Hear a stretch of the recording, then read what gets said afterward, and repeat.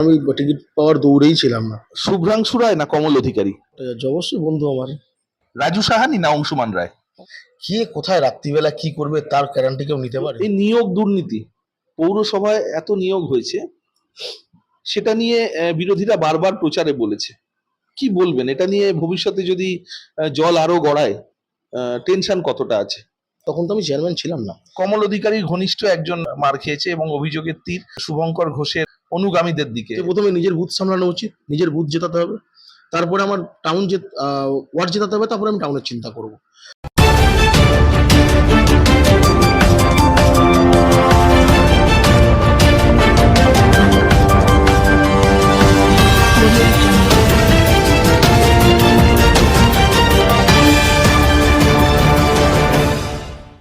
নমস্কার, হার্ড টক সঙ্গে শোভন। আজকের পর্বে মুখোমুখি হয়েছি হালি শহরের পুরপ্রধান শুভঙ্কর ঘোষের। শুভঙ্কর, এই কালে স্বাগত। ধন্যবাদ আপনাদেরও, এবং আপনাদের দর্শক যারা দেখছেন তাদেরকেও ধন্যবাদ। প্রথমেই যেটা জিজ্ঞাসা করব সেটা হচ্ছে, সম্প্রতি রেজাল্ট বেরোলো লোকসভা ভোটে। আমরা দেখেছি যে হালিশহর পুরসভার যে 23টা ওয়ার্ড রয়েছে, সেই 23টা ওয়ার্ডের মধ্যে সব থেকে বেশি পার্সেন্টেজ ভোট এবং সব থেকে বেশি ভোটে লিড দিয়েছেন চেয়ারম্যান তার ওয়ার্ডে। ঠিক কত লিড দিয়েছেন, কত ভোট ছিল, এগুলো আমরা জেনে নেব। দেখুন, আমাদের 4টি পার্ট আছে, 3100 প্লাস ভোটার, 2400 মতন পোল হয় প্রতিবারই, তাই হয়, এবারও তাই হয়েছে, 2400 মতন পোল হয়েছে এবং 895 ভোটে লিড হয়েছে।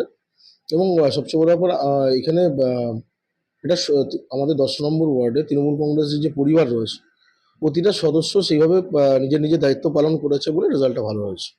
হালি শহরের 23টা ওয়ার্ডে তৃণমূলের লিড কত দাঁড়ালো? 3200 সামথিং কিছু আছে। কিন্তু ভোট পরবর্তীকালে আপনাদের প্রেসিডেন্ট বা আপনি বা অন্যান্য সবাই তৃণমূলের যারা রয়েছেন তারা বলেছিলেন যে হালি শহর থেকে খুব কম করে 10,000 লিড হবে। কোন জায়গাটায় ফাঁক থেকে গেল? না, আমরা 1 থেকে প্রায় 17 নম্বর ওয়ার্ড, 18 নম্বর ওয়ার্ড অব্দি প্রায় 7,500 থেকে 8,000 ভোটে লিড নিয়ে বেরিয়েছিল। এবং তারপরে 2-3টে ওয়ার্ডে রেজাল্ট একটু খারাপ হয়েছে এবং সেই জায়গা থেকে মাইনাস প্লাস করে এটা হয়েছে। এবং 2019-এর রেকর্ড অনুযায়ী আমি মনে করি যে হালিশহরের রেজাল্ট অনেক বেটার রয়েছে, কারণ 2019 সালে এটা লোকসভা নির্বাচন, 2019-এ লোকসভা নির্বাচন হয়েছিল। 2019 সালে আহ, একটা নির্বাচন তো একটা ধাপের উপর দাঁড়িয়ে হয়, লোকসভা একটা স্টেপের উপর হয়, বিধানসভা একটা স্টেপে হয়, পৌরসভা একটা স্টেপে হয়। লোকসভা নির্বাচনে আমরা হালিশহর মাইনাস ছিলাম প্রায় 4,500 উপরে মাইনাস ছিলাম। সেই জায়গায় দাঁড়িয়ে ওটা রিকভারি হয়েছে এবং তারপরে দাঁড়িয়ে এতটা প্লাস হয়েছে এবং ম্যাক্সিমাম ওয়ার্ড জিতেছে, এটা সবচেয়ে বড়। এবং হাজিনগরও রিকভারি হয়েছে, তার কারণ হাজিনগরে 19 নম্বর ওয়ার্ড যেমন আগেরবার আমরা দেখেছিলাম প্রায় 1200-1300 ভোটে মাইনাস ছিল, সেই জায়গায় দাঁড়িয়ে আমরা দেখেছি সেটা মাইনাস হয়ে এসছে, 500 ভোটে মাইনাস হয়ে এসছে।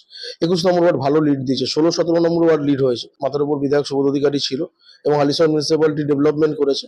সেই জায়গায় দাঁড়িয়ে এই রিকভারিটা আমরা করতে পেরেছিলাম। 19-এর সঙ্গে 24-এর ফারাকটা আছে।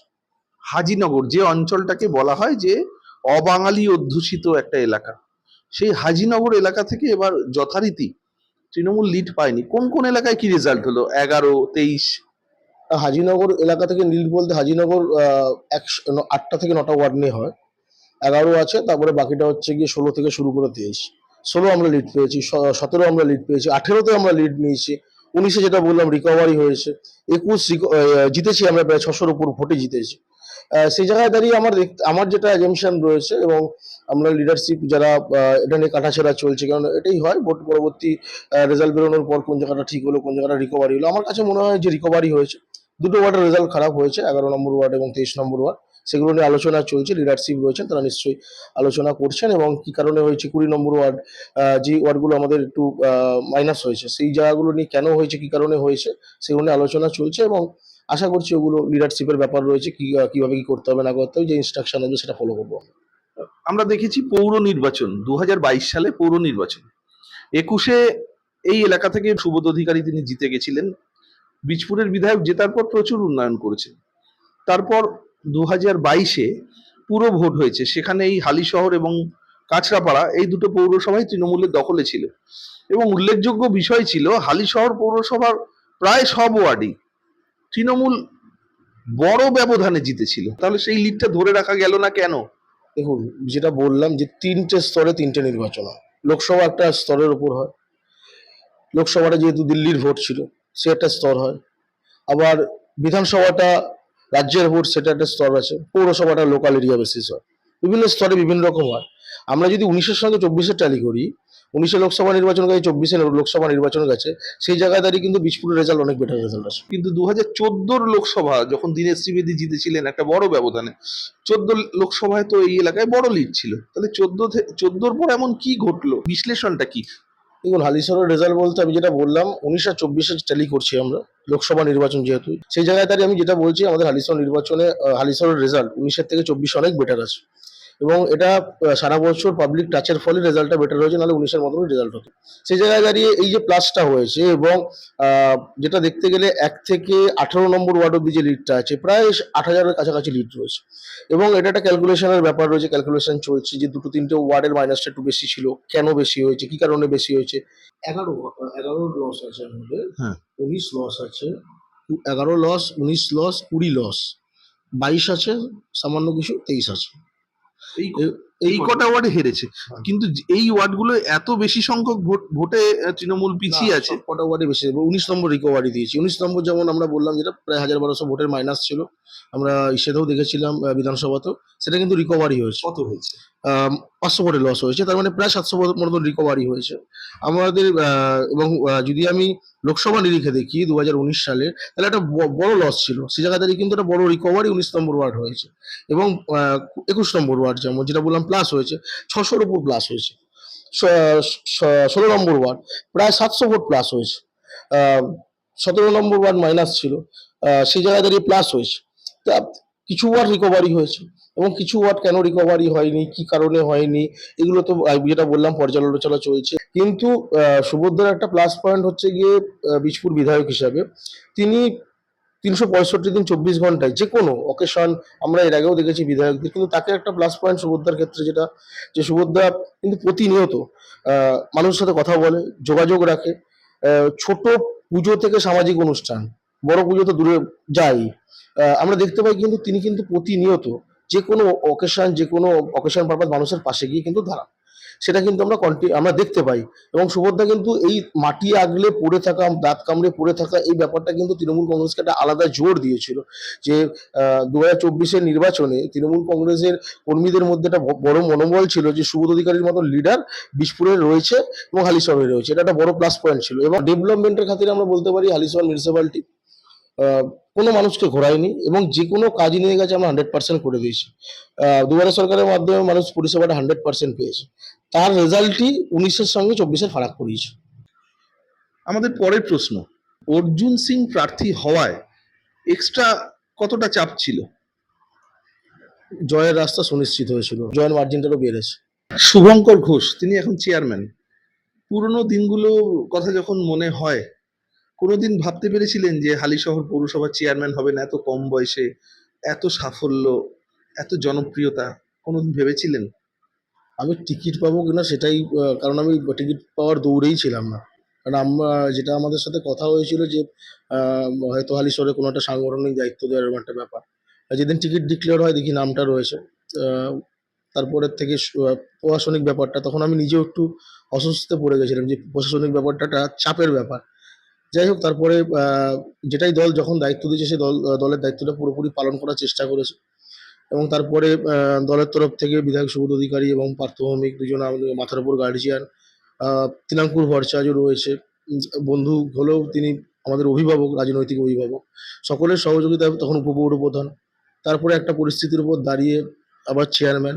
এবং উপপৌরপ্রধান হোক বা চেয়ারম্যান হোক কিংবা তার আগে হোক, আমরা চেষ্টা করেছিলাম অংশুমানদার সময়, অংশুমানদা যখন আমাদের এক্স চেয়ারম্যান যিনি যখন ছিলেন, তার সঙ্গে কাজ করতে করতে যে সুবিধাগুলো হয়েছিল প্রশাসনিক কাজগুলো শেখার, সেগুলোকে প্রথম থেকেই চেষ্টা করেছিলাম আহ, প্রশাসনিকভাবে সেগুলোকে মানুষের কাজে লাগানো। এবং আমি যখন ছিলামও না এই দায়িত্বগুলোর মধ্যে, তখনও চেষ্টা করেছিলাম মিউনিসিপ্যালিটি যখন বোর্ড আমাদের ছিল, মানুষকে সরকারি পরিষেবাগুলো যেন পায়, বিভিন্নভাবে আমাদের দলের লিডারশিপকে বলে সেগুলোকে মানুষের কাছে পৌঁছে দেওয়ার একটা চেষ্টা সবসময় করেছিলাম।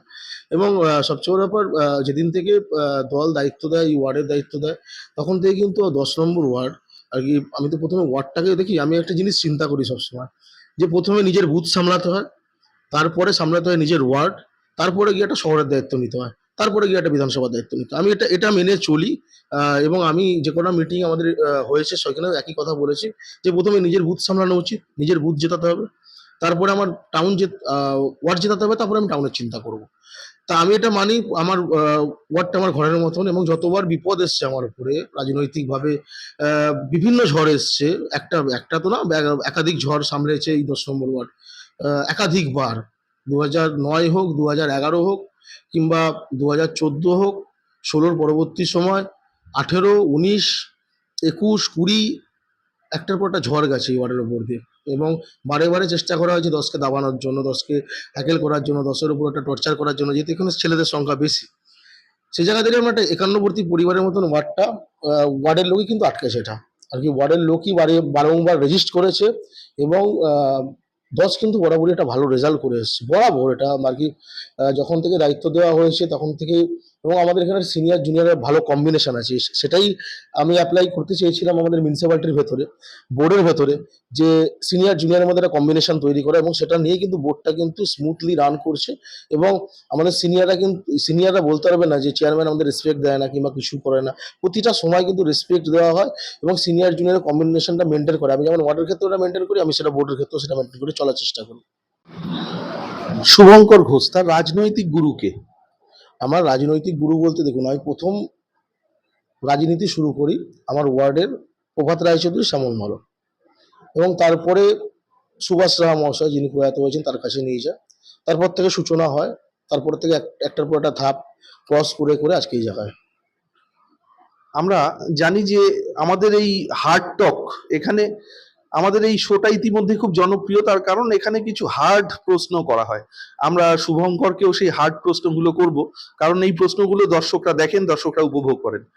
আমাদের প্রশ্ন, যে টাফ টাইম যেটা আপনি বলছিলেন, যেটা গেছে একটা টাইমে, এখানে সুদীপ্ত বলে একজন ছিলেন যিনি একটা টাইমে তৃণমূলের সঙ্গে ছিলেন, আগে সিপিএম করতেন, পরে এই ওয়ার্ডে তার ভূমিকা যথেষ্ট উদ্বেগজনক ছিল এলাকাবাসীর জন্য, যেটা আপনি বলছিলেন।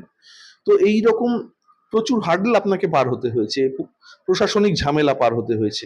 তারপরেও মানে রাজনীতিতে নাম করতে হলে, চেয়ারম্যান, এমএলএ, এমপি হতে হলে সোনার চামচ মুখে নিয়ে জন্মাতে হয়, উচ্চবিত্ত পরিবারের থেকে বিলং করতে হয়, তবে রাজনীতিতে কিছু পাওয়া যায়।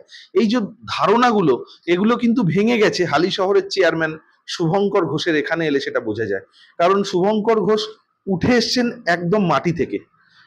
বন্ধুদের সাথে যখন আড্ডা মারা হয় খেলার মাঠে, বিভিন্ন সময় আমরা দেখেছি যে দুর্গাপুজোয় রাত জেগে শুভঙ্কর ঘোষ পাহারা দিচ্ছে প্যান্ডেল, আমরা দেখেছি। 2টো, 2:30, 3টের সময় একা শুভঙ্কর ঘোষ বসে আছে। তো বন্ধুদের সাথে যখন দেখা হয় কেমন লাগে, তারা কি বলে? আগের মতোই তারা ব্যবহার করে, নাকি চেয়ারম্যান সুলভ আচরণ? ও আড্ডাটা আমি প্রতিদিন মারি, যত কাজই থাকুক, রাত্রি 11টা বাজলো আড্ডাটা আমি রোজ মারি। একসাথে 5 মিনিট 10 মিনিট হলো আড্ডাটা আমার রোজ হয় আর কি। 2009 সালে যে আড্ডা ছিল এখনো সেই আড্ডা আছে আর কি। রাত্রি 1টা বাজলো, যদি যদি 1টার সময় আমি আসি, সবাই বসে থাকে, আড্ডাটা হয়। কিন্তু প্রতিটা আর কি, একবার না তো আর কি, 10 নম্বর ওয়ার্ডের উপর যেটা বললাম, 8 থেকে 9 বার এটা হয়েছে। ঝড়টা গেছে, 2009-এ গেছে, 2011 ইলেকশন টাইমে গেছে। এই ক্লাব থেকে তখন প্রায় 20 জন, 11 জন, সরি 11 জনকে অ্যারেস্ট করা হয়েছিল। 11 জনকে অ্যারেস্ট করা হয়েছিল ইলেকশনের সময়, যখন তখন বিধায়ক ক্যান্ডিডেট ছিল শুভ্রাংশু রায়, অ্যারেস্ট হয়েছিল। তার আগে প্রথম ঝড়টা অ্যারেস্ট হওয়ার আগে প্রথম অতগুলো ছেলে কিন্তু ধরা পড়েছিল এই 10 নম্বর ওয়ার্ড থেকে। আমরা জানি যে বাম জমানা থেকেই এই এলাকায় যারা একদম চোখে চোখ রেখে বিরোধী দল তৃণমূল কংগ্রেসটা করেছেন, তাদের মধ্যে তখন তরুণ তুর্কি, একেবারেই যুবক, সদ্য যৌবনে পা রাখা শুভঙ্কর ঘোষ তার মধ্যে একজন ছিলেন। তো শুভঙ্কর ঘোষ সেই সময় একের পর এক মামলায় জড়িয়েছেন। সেই মামলাগুলো কি এখনো লড়তে হয়, না সব মিটে গেছে? চলছে, সবই চলছে, সবই চলছে, কিছু মিটে গেছে, কিছু চলছে এখনো। সেই টাফ টাইমটা 9-10, সেই সময়টা, এবং তার পরবর্তীকালে 19-এও একটা বড় টাফ টাইম গেছে, সেই সময় কি কখনো মনে হয়েছে দলটা ছেড়ে দিয়ে দল করতে গিয়ে নিজের পারিবারিক জীবন নষ্ট হচ্ছে? না, এটা আমার কখনো মনে হয়নি, কারণ আমি রাজনীতিটা করতে নেমেছিলামই রাজনীতি করব বলে, আর কি, দলীয় সুবিধা নেওয়ার জন্য না। এবং যখন উনি গেছে তখন আমার এটাই মাথায় ছিল যে তখন বিভিন্ন লিডারশিপের একটা প্রেশারও ছিল যে বিজেপিটা জয়েন করতে হবে, কিংবা একটা পুরো চাপ তৈরি হয়েছিল, যেটা সব জায়গায় তৈরি হয়েছিল, জোর করে যেটা করতে হবে। তো তখনও আমাদের এই অঞ্চলের মানুষ বলেছিল যে তুই থাক, আমরা বুঝে নেবো, যেটা সিদ্ধান্ত নেবো এটা আছে। এবং এই জোরটা আমার কাছে সবচেয়ে বড় জোর, যে পাড়ার লোকটা এক জায়গায় আছে, সেটা বাইরের থেকে কেউ কিছু এসে এই অঞ্চলে করতে পারবে না, পারিও নি, বারংবার চেষ্টা করেও হয়নি। সেটা অনেক ক্ষমতাশালী লোকও চেষ্টা করেছিল, সেই জায়গায় দাঁড়িয়েও পাড়ার লোকই রেজিস্ট করে দিয়েছে। এবং আমাদের এখানে মেয়েরা বিরাট অ্যাক্টিভ, সবার আগে ওরা গিয়ে দাঁড়ায়, সেই জায়গায় দাঁড়িয়ে এটা আমার সুবিধা। এবং 19 সাল কিংবা 2009 যখন 11তে যখন রেডটা অত বড় ঘটনা ঘটলো, এতজন অ্যারেস্ট, তখনও কিন্তু পাড়ার লোক একটা জায়গার মধ্যে ছিল। 14 সালে একটা ঘটনা ঘটেছিল, তখনও কিন্তু পাড়ার লোক এক জায়গায় ছিল। 16 সালে একটা ঘটনা ঘটে, তখনও পাড়ার লোক একসাথে ছিল। 18, 19, 20, 21, তখনও পাড়ার লোক একসাথে আছে। পাড়ার লোকের ভরসাটা সবচেয়ে বড় ভরসা হয়ে গেছে। আমি জানি যাই হয়ে যাক তাই হয়ে যাক, এই পাড়ার এই 150টা ফ্যামিলি কোথাও যাবে না। এই 150টা ফ্যামিলি যতটা সম্ভব তারা চেষ্টা করবে বুক দিয়ে আগলে রাখার এই পাড়াটাকে। আমরা জানি যে নিয়োগ দুর্নীতি, যেটা এখন আহ, তৃণমূলের এগেনস্টে সব থেকে বড় হাতিয়ার বিরোধীদের। এবং নিয়োগ দুর্নীতির মধ্যে হালিশহর পুরসভায় যে নিয়োগ হয়েছিল সেটিকেও বিরোধীরা প্রচারে অস্ত্র করছে। তো এই নিয়োগ দুর্নীতি, পৌরসভায় এত নিয়োগ হয়েছে, সেটা নিয়ে বিরোধীরা বারবার প্রচারে বলেছে। কি বলবেন এটা নিয়ে? ভবিষ্যতে যদি জল আরো গড়ায়, টেনশন কতটা আছে? কোনো টেনশন নেই, এর আগেও তো এসেছিল সিবিআই, তারা ডকুমেন্টস নিয়ে গেছে, ডেকেছিল আমাদের মিউনিসিপ্যালিটির তরফ থেকে, সব মিউনিসিপ্যালিটিকে ডেকেছিল, যে যে মিউনিসিপ্যালিটিগুলোতে হচ্ছে গেছে। আর তখন তো আমি চেয়ারম্যান ছিলাম না, এগুলো তখন এক্সিকিউটিভ অফিসার অন্য কেউ ছিল। তো এবার দেখুন, এইগুলো হচ্ছে গিয়ে প্রশাসনিক ব্যাপার। সেই সময়কার যখন ঘটনা ঘটেছিল, এবং আমি যেটুকু দেখেছি পেপারসপত্র, যারা তখন যারা ইনকোয়ারিতেও এসেছিল তারাও নিয়ে গেছে পেপারসপত্র। তারপর থেকে পরবর্তী সময় যখন সিজিওতে ডেকেছিল মিউনিসিপ্যালিটিকে ধরে, এক্সিকিউটিভ অফিসার গিয়েছিল, তিনিও ডকুমেন্টস জমা দিয়ে এসছে। সেই জায়গায় দাঁড়িয়ে এটা একটা আইনি প্রসেস রয়েছে, আইনিভাবে চলছে। নিয়োগ দুর্নীতি হালিশহর, কাঁচরাপাড়া এই নামগুলো জড়িয়ে রয়েছে। এটা কতটা অস্বস্তি দেয় যখন এগুলো নিয়ে সাধারণ লোকজন বলে? একদম অস্বস্তি দেয় না, সাধারণ মানুষ কিছু বলে না। এটা বিজেপির তরফ থেকে একটা বানিয়ে প্রোপাগান্ডা বলে এগুলোকে, বিজেপির তরফ থেকে তৈরি করা এটা। এবং আমরা দেখেছি সেন্ট্রাল এজেন্সিকে যেভাবে বারবার ব্যবহার করা হয়েছে, একটা এই যে এতজন মানুষকে ডাকা হচ্ছে বারবার বিভিন্ন ইস্যুকে কেন্দ্র করে, বলুন তো এতগুলো মানুষকে, এটা অ্যাকচুয়ালি বাংলাকে বদনাম করার জন্য চেষ্টা করা হয়েছিল লোকসভা নির্বাচনের আগে। লোকসভা চলে গেছে, আবার দেখবেন বিধানসভার আগে এগুলো শুরু হয়েছে। এটা আমরা আজকের থেকে দেখছি তো না, 2014 সালের পর থেকে এটা দেখছি। যখনই নির্বাচন এসছে তখনই নাটকগুলো শুরু হয়েছে, বিভিন্ন ইস্যু তৈরি করা হয়েছে। তার পরবর্তী সময় দেখেছি এগুলো কিছুই না। এক সময় তো মদন মিত্রকেও অ্যারেস্ট করা হয়েছিল, এক সময় সুদীপ বন্দ্যোপাধ্যায়কে অ্যারেস্ট করা হয়েছিল, কুণাল ঘোষকে অ্যারেস্ট করা হয়েছিল। আজকে দেখুন কি হলো। আমাদের পরবর্তী প্রশ্ন যেটা, সেটা হচ্ছে হালিশহর এবং কাঁচরাপাড়া দুই পুরপ্রধান, একজন শুভঙ্কর ঘোষ ছাত্র রাজনীতি থেকে উঠে আসা, আর একজন কমল অধিকারী বিধায়ক সুবোধ অধিকারীর ভাই। শোনা যায় রাজনৈতিক মহলে গুঞ্জন যে মাঝে মধ্যেই এই একই দলের দুজন চেয়ারম্যানের মধ্যে বা পুরপ্রধানের মধ্যে একটা রেষারেষি, দুই গ্রুপের মধ্যে ঝগড়াঝাটি, কখনো তা মারামারিতে রূপান্তরিত হয়। কি বলবেন, এটা কি সত্যি না সবটাই বিরোধীদের গুজব? এরকম কোনো ব্যাপার নেই, কারণ কমলদাও আমাদের লিডার রয়েছে, এবং সুভদ্রা মাথার উপর রয়েছে। এবং সুভদ্রা সবচেয়ে বড় ব্যাপার হচ্ছে কি, সুভদ্রা কিন্তু A to Z। ধরুন আমি একজন চেয়ারম্যান, আমার কথাটাও যেমন শোনে, আমার পাড়ার একটা নর্মাল ছেলে যাবে, তার মুখ থেকেও যদি মুখ চেয়ে না থাকে যে তৃণমূল কংগ্রেসটা করে, আমি সাংগঠনিক ব্যাপার বলছি, তারও যদি কোনো অভিযোগ আমার নামে থাকে না, সেটা সুভদ্রা শোনে এবং সেটা সর্ট আউট করার চেষ্টা করে। এবং সেই জায়গায় দাঁড়িয়ে আহ, সুভদ্রা প্রতিটা জিনিসকেই নিজের মতন করে দেখে। এবং আমিও হালিশহর মিউনিসিপ্যালিটিরও কোনো কাজ যদি করি, সেই জায়গায় দাঁড়িয়ে কিন্তু আমরা দুটো মিউনিসিপ্যালিটি একটা আলোচনা করি। কারণ হচ্ছে গিয়ে একটা সময় যখন 2019 সাল ছিল, কমলদা হালিশহরটা দেখতো। এবং সেই জায়গায় দাঁড়িয়ে এই বোর্ড কিংবা বোর্ডের একটা ভাইস চেয়ারম্যান, চেয়ারম্যান, সবটা একটা প্রসেস, একটা টিম ওয়ার্কের মধ্যে হয়েছে। সেই জায়গায় দাঁড়িয়ে এটা একটা ফালতু গুজব। এইগুলো কেউ কেউ তার নিজের ইন্টারেস্টে করে, কিন্তু ইলেকশন পারপাস হোক কিংবা কোনো রাজনৈতিক প্রোগ্রাম হোক, সুভদ্রা কমলদা আমি তিনজন মিলে একসাথে বসেই করি সবটা। না, এটা আমরা বাম জমানাতেও দেখেছি যে সিপিএম এর মধ্যেও গোষ্ঠী কোন্দল ছিল। জগদীশ দাস, বৃন্দাবন দাস, কিন্তু ভোটের সময় সবাই একই কাজ করতো, যেটা তৃণমূলের মানে এই বীজপুরের এটা বৈশিষ্ট্য যে ভোট এসে গেলে গোষ্ঠীদ্বন্দ্বকে ভুলে সবাই শাসক দল একসাথে কাজ করে। সেটা বলছি না, কিন্তু সম্প্রতি ভোটের আগেই দেখেছি আমরা কমল অধিকারীর ঘনিষ্ঠ একজন মার খেয়েছে এবং অভিযোগের তীর শুভঙ্কর ঘোষের অনুগামীদের দিকে, এবং সেটা নিয়ে জলঘোলাও হয়েছিল, পরে মিটে যায়। কি বলবেন, এগুলো হলে বিধায়ক সুবোধ অধিকারী কাকে বেশি বকেন?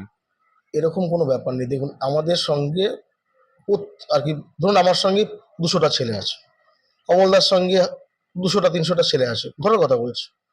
কে কোথায় রাত্রিবেলা কি করবে তার গ্যারান্টি কেউ নিতে পারে? এবং যে ঘটনা ঘটেছিল তার পরবর্তী সময় যারা দোষ করেছে তার পানিশমেন্ট হয়েছে।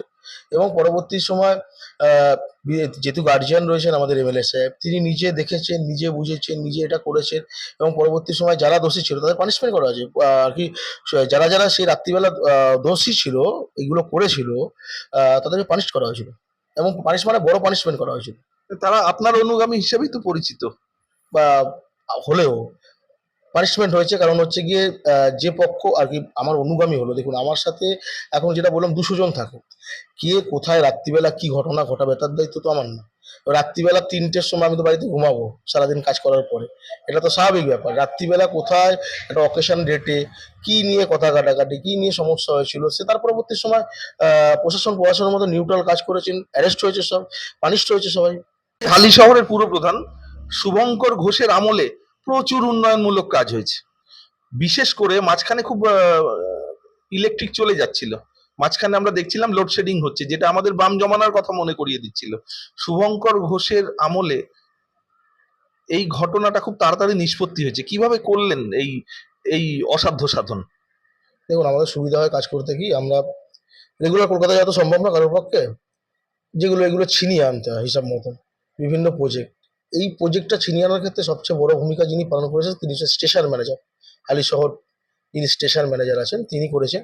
আমরা, বিধায়ক সাহেব সুপারিশ করেছিল, আমরা চিঠি করি, বিধায়ক সাহেব সুপারিশ করে, এবং পরবর্তী সময় দেখলাম স্টেশন ম্যানেজার এতগুলো শহরের মধ্যে থেকেও তা আর কি, যদি কেউ ম্যান অফ দ্য ম্যাচ হয়ে থাকে কিংবা ম্যান অফ দ্য সিরিজই বলতে পারি এই প্রজেক্টের ক্ষেত্রে, সেটা হচ্ছে স্টেশন ম্যানেজার হালিশহরের স্টেশন ম্যানেজার যিনি, তিনি বাইরের লোক হলেও তিনি চেষ্টা করেছেন হালিশহরটাকে সুন্দরভাবে সাজানো। এবং আরও কিছু ড্রিম প্রজেক্ট আমরা নিয়েছি যেগুলো ভোটের পরবর্তী সময় প্রসেস শুরু হবে। এবং যে কোনো প্রজেক্ট কোথাও আটকে গেলে আরেকটা সুবিধা হচ্ছে গিয়ে, বিধায়ক সাহেব যেহেতু লোক বিধানসভাটা রেগুলারলি যান, এবং মাথার উপর পার্থতা ছিল, মন্ত্রী ছিল, সুবিধা কি হতো, দুজনকে বললে কাজটা খুব তাড়াতাড়ি ইজি হতো, এবং যার জন্য হালিশহর মিউনিসিপ্যালিটি কিন্তু পরপর প্রজেক্টগুলো ধরতে পেরেছে। বীজপুরের বিধায়ক তার বক্তব্যে বারবার বলেছেন যে কতগুলো ট্রান্সফরমার আলী শহরে বসেছে, যার জন্য লোডশেডিং প্রায় বন্ধ। মাঝখানে যে লোডশেডিং এর উৎপাতটা শুরু হয়েছিল, কতগুলো ট্রান্সফরমার? 46খানা রয়েছে, আরো 6খানা বসবে। সেটার নতুন প্রজেক্ট, সেটা অলরেডি চিঠি চাপাটি চলছে, এবং সেগুলো বড় বড় বড় ফান্ডের ব্যাপার রয়েছে, বড় প্রসেস রয়েছে। কিন্তু সেই সময় লোডশেডিংটা হওয়ার একটা কারণ ছিল, কারণ হচ্ছে গিয়ে আগের গরমটা যেটা আমি বলতে পারি, এত পরিমাণে গরম পড়েছিল, মনে হয় সেরা গরম জীবনে। সেই সময় প্রচুর মানুষ বাড়িতে এসি নিয়েছে, এবং ম্যাক্সিমাম এসি লাগানো, দেখুন কে কোথায় চুরি করে এসি চালাচ্ছে ধরা সম্ভব না। লোডটা ওভারলোড হচ্ছিল, আমরা যেটা ফেস করছিলাম সেই সময়, তার কেটে পড়ে যাচ্ছে ওভারলোডের জন্য। বারবার একটা তার একটা জায়গায় ট্রান্সফর্মার ফিউজ তুলছে, আবার সঙ্গে সঙ্গে 10 মিনিটের মধ্যে কেটে পড়ে যাচ্ছে, এত ওভারলোড হচ্ছিল। সেই জায়গায় সেই গরমটাকে শিক্ষা নিয়ে তার পরবর্তী সময় প্রসেস শুরু করানো হয়, এবং সেটা সাকসেসফুলি হালিশহর মানুষ পেয়েছেন এটা। এবং তারপরে এই রিসেন্ট যেটা হচ্ছিল, দেখুন একটা ট্রান্সফর্মার বসাতে গেলে ওই 11,000 লাইন জোড়া বন্ধ করা, এই করতে গেলে 1 ঘন্টা 1.5 ঘন্টা করে যেটা বন্ধ হয়েছে, 46টা ট্রান্সফর্মার বসেছে। এবার এক একটা ট্রান্সফর্মার বসাতে তো ওই 1 ঘন্টা করে 1.5 ঘন্টা করে লাইনটা স্টপ থাকবে, এটা স্বাভাবিক। ওই প্রসেসটা করতে একটু সমস্যা হয়েছিল, কিন্তু আপাতত দেখুন ঝড় বৃষ্টি তুফান যাই হয়েছে না হয়েছে, আমরা কিন্তু মানুষকে পরিষেবাটা ঠিকঠাক করে দিয়ে দিতে পেরেছি তারপরে। আমি খুব শর্টে পয়েন্ট আকারে জিজ্ঞাসা করব, আগামী দিনে শুভঙ্কর ঘোষের উন্নয়নমূলক পরিকল্পনা কি আছে, সব থেকে বড় পরিকল্পনাগুলো যদি বলেন। দেখুন, আমাদের হালিশহরের সবচেয়ে বড় সমস্যা যেটা এখন বর্তমানে রয়েছে সেটা হচ্ছে গিয়ে রাস্তাঘাটটা আমরা করে বেরোতে পেরেছি, ওয়াটার প্রজেক্ট আমরা পেয়েছি, আমাদের ঘাটগুলোকে সংস্কার করতে হবে। অলরেডি বছরখানেক হলো আমরা চিঠি করেছি, ইন্সপেকশন হয়েছে, পোর্ট ট্রাস্ট এসেও ইনকোয়ারি করে গেছে। এবার পার্থদা লোকসভায় গেছে, এবার সুবিধা হবে আশা করছি। ঘাটগুলোর ক্ষেত্রে ঘাটগুলো করে ফেলতে পারবো। এই ঘাটগুলো নিয়ে সমস্যা আছে, ঘাটগুলো অনেক দিনের পুরনো ঘাট ভেঙে গেছে, কিছু জায়গায় মিউনিসিপ্যালিটি চেষ্টা করেছিলাম করে ফেলার, কিন্তু বিরাট পরিমাণে ফান্ডের ব্যাপারের জন্য সমস্যা হচ্ছে। আরেকটা হচ্ছে কি, আমাদের ইচ্ছা আছে যেটা যে প্রজেক্টটা ফিনান্সে গিয়ে পড়ে রয়েছে, হয়তো এই নেক্সট বিধানসভাতে হয়তো বেরিয়ে যেতে পারে, বিধায়ক সাহেব একদম পিছনে পড়ে রয়েছেন এটা, সেটা হচ্ছে গিয়ে আমাদের রামপ্রসাদ সেনের ভিটা। এটার যে ডেভেলপমেন্টে একটা প্রজেক্ট জমা করা হয়েছিল, সেই প্রজেক্টটা বিভিন্ন ডিপার্টমেন্ট ঘুরে ফিনান্সে গিয়ে পড়ে রয়েছে, এবং সেটা বিধায়ক সাহেব নিজে ফলো আপ করছেন। আমরা যেমন অফিসিয়ালি করছি, বিধায়ক সাহেব নিজে ফলো আপ করছেন।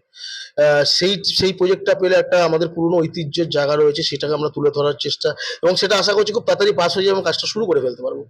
আর আমাদের ম্যাক্সিমাম জায়গা সাজানো কমপ্লিট হয়ে গেছে। আমরা চেষ্টা করছি, হাজিনগরও সাজিয়েছি আমরা। হাজিনগরকে যেরকমভাবে যে কমিটমেন্টগুলো করা ছিল সেগুলো করা হয়েছে। আমাদের হেলথ সেন্টারগুলো কমপ্লিট, প্রায় ২-৩টে হেলথ সেন্টার বাকি আছে, সেগুলোকে আমাদের শেষ করতে হবে কাজ। ওয়াটার প্রজেক্টটা ভালোভাবে তুলতে হবে, ৩ বছরের মধ্যে আমাদের ওয়াটার প্রজেক্টের কাজটা শেষ করতে হবে। এত বড় একটা বড় প্রজেক্ট, শহরের চারিদিকে কাটাছেঁড়া হবে, পাইপলাইন বসবে, সেগুলোকে আবার রেস্টোরেশন করতে হবে, এটা একটা বড় প্রেশার। এই কাজগুলো শেষ করতে হবে। কিন্তু আমাদের কাছে এখন আর কি সবচেয়ে বড় আমাদের ইচ্ছা যেটা আছে, যে ঘাটগুলোকে একটু সুন্দর করে নিলে, এবং তার প্রজেক্ট আমরা সুডাকে অলরেডি জমা করেছি। এবং হালিশহর মিউনিসিপ্যালিটির এই প্রজেক্ট দুটো আমাদের ১ বছরের মেন টার্গেট রয়েছে এখন, যে এই দুটো।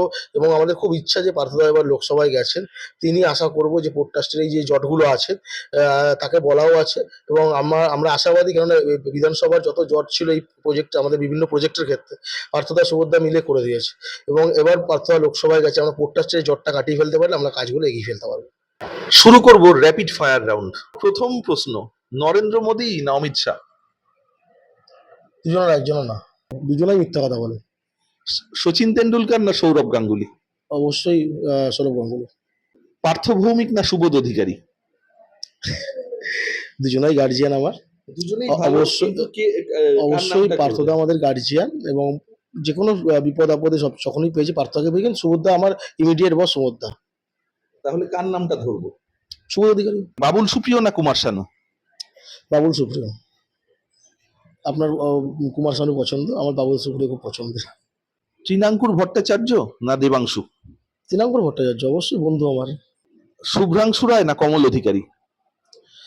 দেখুন, এই শুভ্রাংশু রায় না কমল অধিকারীর ব্যাপারটার মধ্যে, শুভ্রাংশু রায় একজন বিধায়ক ছিলেন, বর্তমানে ভাইস চেয়ারম্যান, তৃণমূল কংগ্রেসের মেম্বার রয়েছেন। কমল অধিকারীও আমার দলের একজন লিডারশিপ চেয়ারম্যান। দুজনেই আমার কাছে প্রিয়, বা সেই জায়গায় দাঁড়িয়ে কমল অধিকারী, একজন যদি বলেন কমল অধিকারী। কপিল দেব না সুনীল গাভাস্কার? কপিল দেব। হালিশহর না বীজপুর? অবশ্যই হালিশহর। পার্থ সাহা না শম্ভুনাথ ঘোষ? পার্থ আমার বন্ধু, ছোটবেলাকার পার্থ সাহা। মমতা বন্দ্যোপাধ্যায় না অভিষেক বন্দ্যোপাধ্যায়? দুজনেই আমার দলের লিডার, কিন্তু আমার কাছে খুব ভালো লাগে যেটা, সেটা হচ্ছে কি অভিষেক বন্দ্যোপাধ্যায়ের এনার্জিগুলো খুব ভালো লাগে, কথাবার্তা ভালো লাগে, এবং আমাদের জেনারেশনের সাথে একটা ম্যাচ করে। এবং দিদি আমাদের গার্জিয়ান, এবং দিদিকে দেখি তৃণমূল কংগ্রেসটা করে, নাহলে তৃণমূল কংগ্রেস হয়তো আশাই হতো না। মমতা বন্দ্যোপাধ্যায়কে দেখে অবশ্যই মমতা বন্দ্যোপাধ্যায়। মমতা বন্দ্যোপাধ্যায়। রাজু সাহানি না অংশুমান রায়? অংশুমান রায়, যে আমাকে এত কাজ শিখিয়ে গেছেন, যার ছাওয়ার তলায় সারা জীবন এই প্রথম কাজ সময়টা আমি কাটিয়েছি, অবশ্যই অংশুমান রায়। আমরা এতক্ষণ কথা বলছিলাম হালি শহরের পুরপ্রধান শুভঙ্কর ঘোষের সঙ্গে। আজকে এ পর্যন্তই। সংবাদের সঠিক সংজ্ঞা এই কালের সঙ্গে থাকুন। হালি শহর থেকে ক্যামেরায় বিউটি নাথের সঙ্গে শোভনলাল রাহা, এই কাল।